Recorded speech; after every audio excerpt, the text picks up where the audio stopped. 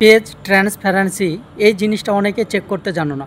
এই জিনিসটা চেক যদি করো তাহলে তোমাদের ভিডিওতে ভিউজ কেন দাঁড়িয়ে গেছে এটা বুঝতে পারবে। চলো আমি সহজভাবে তোমাদেরকে এটা বুঝিয়ে দিচ্ছি। তোমরা তোমাদের ফেসবুকের অফিসিয়াল অ্যাপসে আসবে। আসার পর তোমরা এখানে দেখতে পাবে যে থ্রি কর্ন ডট রয়েছে, এই থ্রি কর্ন ডটের উপরে একটা ক্লিক করবে। আমি থ্রি কর্ন ডটের উপর একটা ক্লিক করছি। থ্রি কর্ন ডটে ক্লিক করার পর তোমরা তোমাদের যে প্রোফাইল আইকন রয়েছে সেটার উপর একটা ক্লিক করবে। আমি এখানে একটা ক্লিক করে দিলাম। এখানে ক্লিক করলে এরকম একটা অপশান চলে আসবে। তোমরা এখান থেকে তোমাদের অ্যাবাউট অপশানটাকে নিয়ে নেবে। আমি এই যে অ্যাবাউট, এই অ্যাবাউটে একটা ক্লিক করবে। এই অ্যাবাউটে ক্লিক করলে তোমাদের সামনে নতুন ইন্টারফেস চলে আসবে।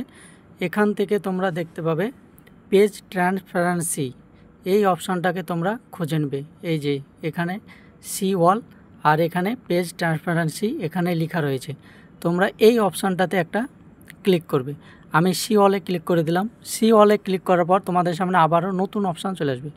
এখান থেকে তোমরা দেখতে পাবে গো টু লাইব্রেরি, এই অপশানটাতে ক্লিক করবে। গো টু লাইব্রেরিতে আমি ক্লিক করলাম। ক্লিক করার পরে আবারও তোমাদের কাছে নতুন ইন্টারফেস আসবে। এখান থেকে তোমরা দেখতে পাবে সিস্টেম স্ট্যাটাস, এই অপশানটা তোমরা দেখবে। এই অপশানটাতে তোমরা একটা ক্লিক করবে। আমি অপশানটাতে ক্লিক করলাম। ক্লিক করার পরে দেখো এই চারটে অপশান চলে আসলো। এই চারটে অপশান তোমাদেরকে দেখে নিতে হবে যেগুলো তোমাদের সবুজ টিক মার্ক আছে কি না।